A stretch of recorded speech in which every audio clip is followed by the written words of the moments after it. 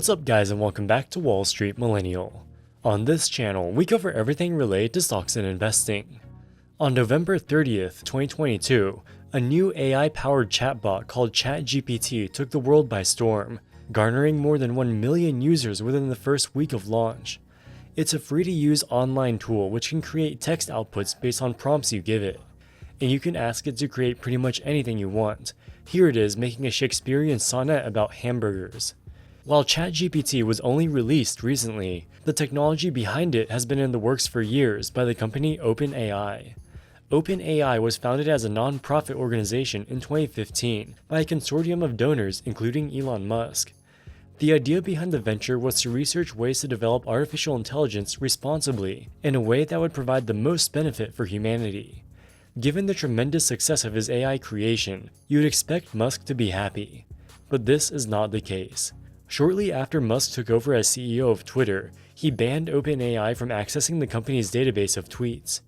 Even going back to 2020, Musk has been openly criticizing the company on Twitter, saying that OpenAI is no longer open and has been captured by Microsoft. So what is going on? Why is Musk so critical of an organization that he co-founded? While Musk co-founded OpenAI, he has not been operationally involved with them since he stepped down from the organization's board of directors in 2018. OpenAI received a $1 billion investment from Microsoft to develop new AI technology that Microsoft will commercialize. But how is this possible? OpenAI was a non-profit organization. How could they receive a $1 billion investment from Microsoft, which is for-profit? The key is that OpenAI was a non-profit organization in the past tense. Before securing the investment from Microsoft, OpenAI transitioned from a non-profit organization to a capped profit organization, which is a corporate structure that they invented. The idea is that investors are allowed to receive some return on investment, but this will be capped at some predetermined limit.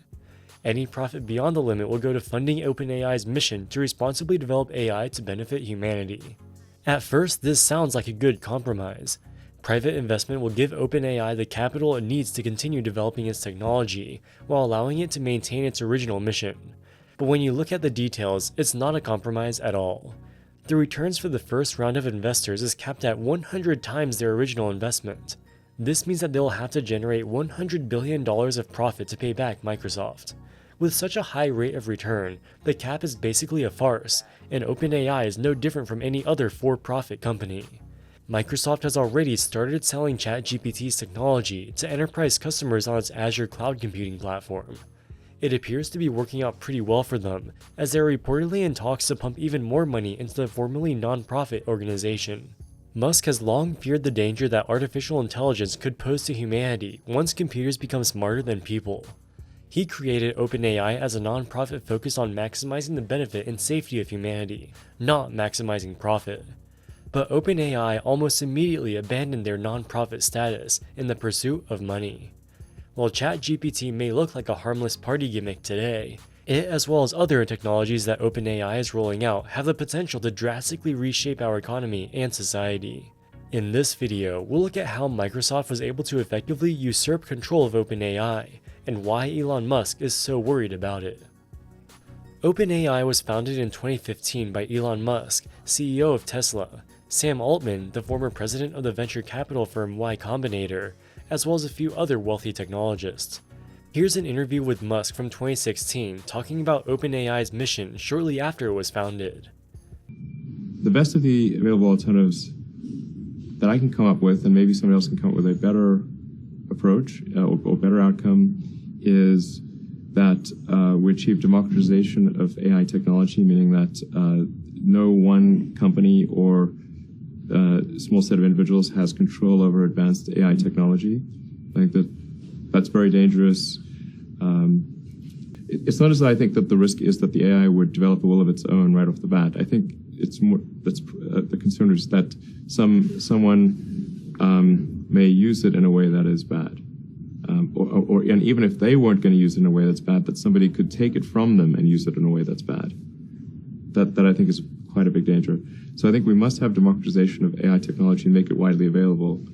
And that's the reason that obviously Yumi and the rest of the team created OpenAI was to help with the help spread out AI technology so it doesn't get concentrated in the hands of a few.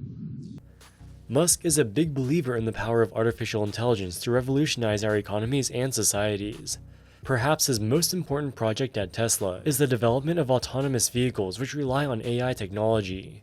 At the same time, he is very concerned about the dangers that AI can pose to humanity if it ends up in the wrong hands. That's why he co-founded OpenAI as a non-profit organization meant to democratize AI technology and prevent it from being controlled by any single entity. It was initially structured as a non-profit, and the founding donors poured in tens of millions of dollars to get the organization up and running. Because it was a non-profit, the original founders had no economic stake in the organization and had no way of receiving any profits from the venture. It was done purely for altruistic reasons, to promote the responsible development of AI in a way that would maximize the benefit and minimize the risk to humanity. Sam Altman became the CEO of OpenAI, responsible for day-to-day operations. Elon Musk already had his hands full being CEO of Tesla and SpaceX, so he sat on the board of directors but had only limited operational involvement. Artificial intelligence is nothing new. The first research into what could be considered modern AI started at Dartmouth University in the 1950s. At its core, AI is defined by the perceiving, synthesizing, and inferring of information by machines. AI has already found real-world applications. For example, when you're scrolling through your recommendation list on Netflix, there's an AI system on the back end which decides which TV shows and movies you're most likely to enjoy.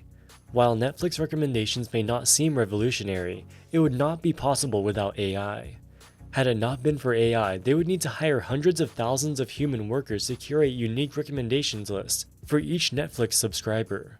Needless to say, this would be infeasible. Of course, content recommendations and other similar use cases are a long way off from the types of dystopian risks that Musk is concerned about. This is because these more primitive forms of AI were created to fulfill a very specific task and have no ability to do anything else. Long story short, they are not creative. OpenAI was trying to develop what they call artificial general intelligence. This refers to a computer being able to do any task that a human can do. The first thing that OpenAI tried to develop was a human-like natural language generator, which can understand and create human-written language. This would eventually become ChatGPT.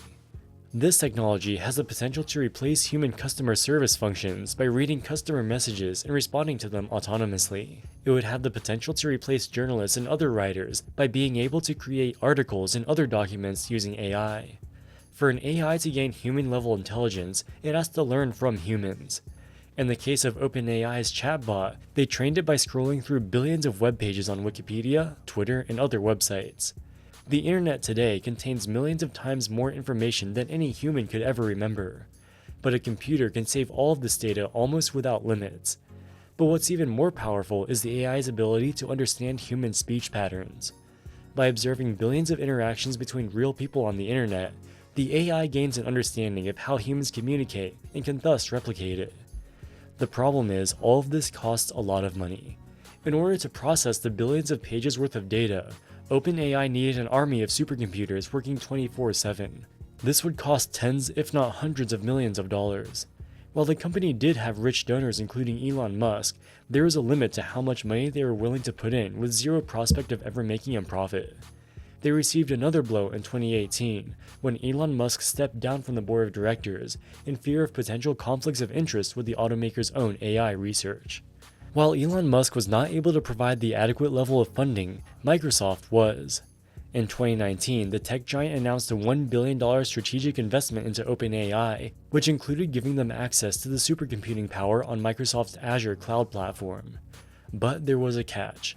Microsoft has a fiduciary responsibility to maximize shareholder value, so they weren't giving this money for free. In order to receive this investment from Microsoft, OpenAI had to transition from a non-profit to a so-called capped profit organization. But as we discussed earlier, this cap is a 100 times increase over the initial $1 billion investment. So the profit cap is basically a farce. OpenAI is now a for-profit company, with Microsoft being its largest shareholder and strategic partner by far. With a combination of many years of research from OpenAI's employees, along with Microsoft's vast supercomputer network, the company was able to achieve multiple breakthroughs in artificial general intelligence. So far, this has culminated in three main products. Firstly, the AI chatbot ChatGPT. Secondly, the AI image creation tool DALL-E 2. And finally, Codex, which writes computer code autonomously using AI. And the results are extremely impressive. As a marketing gimmick, OpenAI has made both ChatGPT and DALL-E 2 available to the public for free for now, although we can likely expect them to start charging money for it in the near future. With DALL-E 2, you can input whatever painting you want it to draw, no matter how ridiculous it may seem. For example, here it has created an oil painting of a sloth astronaut navigating the cosmos within a few seconds. This is something that would take a skilled painter many hours, if not days, to complete by hand. ChatGPT is perhaps even more impressive. Here I gave it the annual revenue data for Apple for the past decade, and asked it to create computer code to make an animated line chart showing this. In the first iteration it worked, but it wasn't exactly like I wanted. It did create an animated line chart, but the X and Y axes adjusted with each frame in a way that made it difficult to read. This is where the most impressive part about ChatGPT comes into play. It remembers the previous outputs that it has given you, so you can tell it to make adjustments.